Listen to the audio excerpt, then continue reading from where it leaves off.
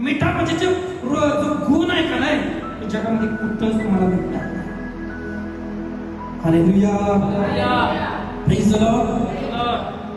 जो गोडवा साखरेमध्ये आहे, तो गोडवा गुळामध्ये आहे, तो गोडवा फळामध्ये आहे, तो गोडवा मधामध्ये आहे, नाना प्रकारच्या गोष्टींमध्ये आहे. पण मिठामध्ये जो खारटपणा आहे तो तुम्हाला जगामध्ये कुठंच नाही भेटणार, कुठंच नाही. मिठामध्ये जो खारटपणा म्हणून प्रभू या ठिकाणी काय सांगतात, तो मंडळीला काय म्हणतात, तुम्ही पृथ्वीचे मीठ आहात, ते जगामध्ये कुठं नाही भेटणार, ते माझ्या मंडळीत भेटणार. हालेलुया, ते जगामध्ये कुठं नाही भेटणार, ते माझ्या प्रभू माझ्या मंडळीमध्ये भेटणार. काही एवढं पॉवरफुल त्या मिठाचा काय आहे, रहस्य आहे. तेवढं त्या मिठामध्ये काय आहे, स्वाद आहे.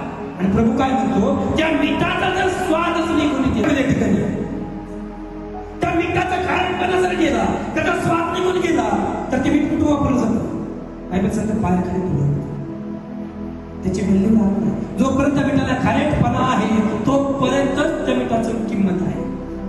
जोपर्यंत त्या साखरेमध्ये गोडवा आहे तोपर्यंत त्या साखरेचं मूल्य आहे.